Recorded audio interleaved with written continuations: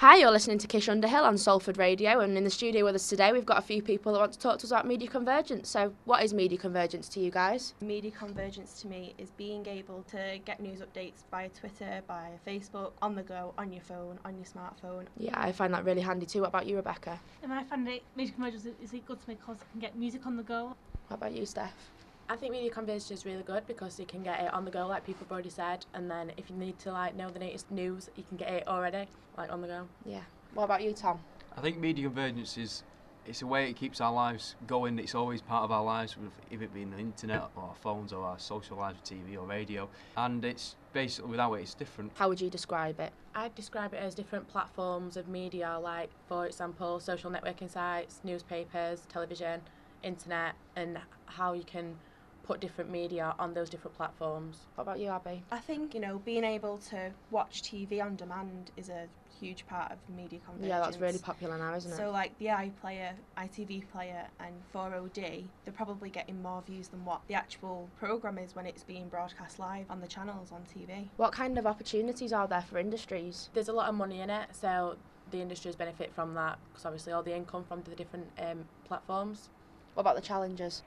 I think money is a huge challenge. I think trying to keep it up to date and fresh and new, and I think that's a huge part of it, because if people aren't interested in it and it's old, then people aren't going to use it, and they're going to use the industries that are using the new things. So Yeah, it's good because they can make money by getting extra stuff besides the programmes like games, books, DVDs, so people can actually buy them and they'll watch them when they want and do what they want with them. There's obviously a lot of challenges as well, isn't there? For like the costs and everything, and the awareness. Yeah, definitely. I think an opportunity though is, the industries can now advertise online, and I think that advertising online is a really good thing, because they're making a lot of profit from that. Yeah. And social networking sites like Twitter and Facebook. Internet is becoming a large part of people's social lives now, isn't it? Yeah.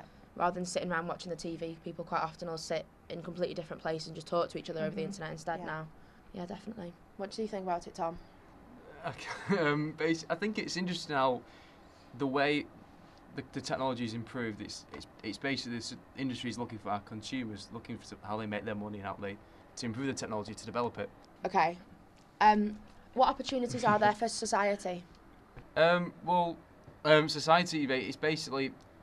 It's all the legal side of it, isn't it? Yeah, it's this mixture of different ways of technical. It's basically the computers, internet, TV, the radios as well. That's all different. But you've got the legal side like copyright. Copyright's become a big thing last 10 years with music. Also education as well. Education's been affected last 10 years. You don't have to just sit in a classroom reading a book. You've got to you've got online as well. You've got online courses, online revision websites like Bite Size and stuff like that. They're obviously really handy as well, aren't they? I think another opportunity for society is that you can get things pretty easily now, information and as I said, news updates via social networking sites. I think it's pretty easily, the word spread, so people can find out quicker and easier. I think there was an issue in the news once where they actually found out more things via Twitter at the start than what there was, when the riots and stuff. Yeah.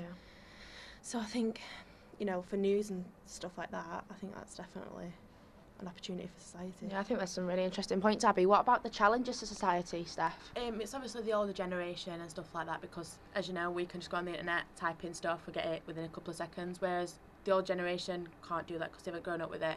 Even though media convergence isn't a recent thing, it's not been developed. It's developed much more over the last few years, hasn't it? Probably about the last 10 years. Yeah. I mean, there's so many new types of technology out, isn't there, that, that's it's hard it's difficult to stay away from media convergence, isn't it? Yeah, most of us here have all got a smartphone as well. We've all got on the internet, I've got a BlackBerry. Yeah, I mean, BlackBerries and iPhones are pretty much they're the phones everyone's got these days, aren't they? Apart from me. What phone have you got, Tom? I have a really poor Samsung, but I can get a Facebook on it, so that kind of. That's the thing. The first thing you said was the fact that you had a Facebook on it. So, do you feel left out because you haven't got a smartphone?